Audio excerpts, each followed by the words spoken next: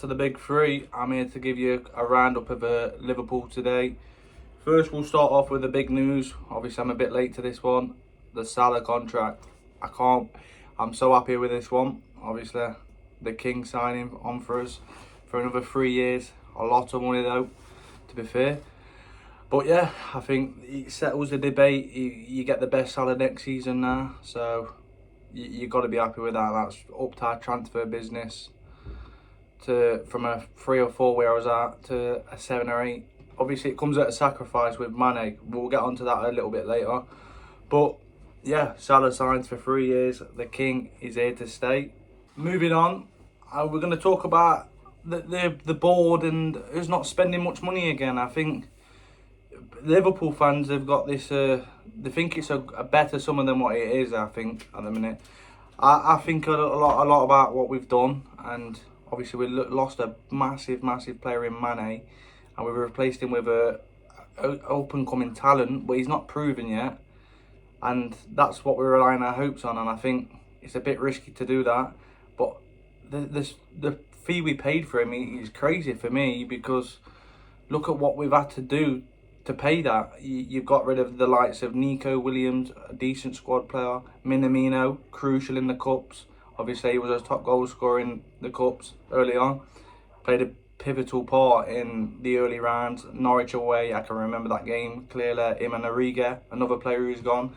Obviously, he gets big goals for us, and Klopp's let him go for what it looks like to be NUNEZ, which I think is a bit of a mistake, in all honesty. I think, how are you meant to be competing on all fronts like we did last season when you've let your fringe players go biting at the bit? We saw that with Timishkas last year. You look at when Robbo had a bad game, he came in and filled his boots and played very well. I thought he was pushing for a starting spot at some stages in the last season. It upped Robbo's game as well. So I think we need the competition in places. But the club's gone a different way. I think they've followed a bit like City with this one. I'm not too keen on it myself. But personally, I think if you're paying 85 million for NUNEZ, why couldn't we just give the Salah a new contract and Mane a new contract? Because that's the issue, that I reckon. Obviously, Mane knew he wasn't getting the same wages as what the big players at the club was. And I think Liverpool's made that decision to say, look, we'll let Mane go so we can give Salah the bigger contract. And I think that's a big mistake.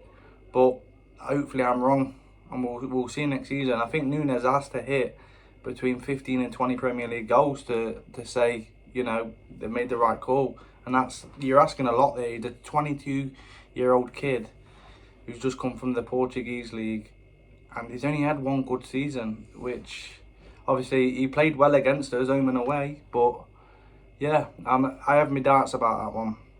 That moves me on to the next topic. I think we're looking at the next phase of the Klopp era. I think you've got the likes of Salah getting on into his 30s. You've got Van Dijk, who's just turned 31. And I think the club don't spend enough to bring us into that next phase. I think you're relying on the recruitment a lot. You can't keep finding these hidden gems like the Genie Wijnaldums and stuff like that to carry you through. You look at what we spend, we bring it back in all the fringe players, what we bring in. Obviously, it's a crazy deal. How are we getting 16 million for Nico Williams, stuff like that? Obviously, we get some money from the kid who's just gone Forest. These are all good business deals, but to be competing with the likes of City, you're going to have Newcastle up there, Tottenham are throwing money about. To keep competing, obviously we're above a couple of teams there at the minute, but to keep competing at that top level, you've got to spend money, and these owners just don't seem to do it, and they're getting very lucky that we've got the best manager in the world and probably the best recruitment system in the world. Obviously, you can put that down to the owners saying, look, they brought them in, but eventually we will come unstuck. And I like I said, going back on to what I said earlier, you can't keep selling players after players and only bringing 1 or 2 in. Soon you're going to run out with the gems, and you'll be stuck in a place where you've got nothing to sell unless it's a big player again, or you're selling your main assets, and you don't want that. So for me, we've got to spend a bit more. The NUNEZ deal was a start. I thought it would kick on. But that brings me on to the next subject, which will be next season. I can rate this season a bit higher if we're going to get a marquee midfielder next season. You look at the likes we've been linked with Bellingham. I think that has to happen now. For us not to get Bellingham now would be look bad on the club, I reckon, because I think he's the reason why we've not signed a midfielder this summer. I think we're waiting on Bellingham. Obviously, Dortmund aren't going to let Haaland go and Bellingham go in the same window. And I think we've got to fork out the money and not sell much that window next year. I think that's when we'll see if our owners are about it or not, to be fair. You think he'll cost more than Jack Grealish?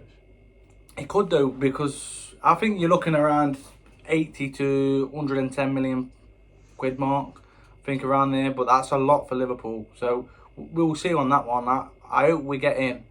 The only one I'd take other than Bellingham would be like a Barella. He's got to be that standard for me. To be competing at the top with City, you've got to have them kind of players in and you've got to pay a big fee for him, unfortunately. But yeah. Next, we'll talk about the arts, what we've had at the club. Obviously, Nico Williams just gone to, looks like he's going to Nottingham Forest, not done yet. But that's a big fee for us, for a player what didn't get in the squad. Obviously, had a few chances. But, and then you got the Minamino deal, what we've talked about previously. Another nice sum of money in for the club. But it's about how we spend it. And the squad looks weaker for me.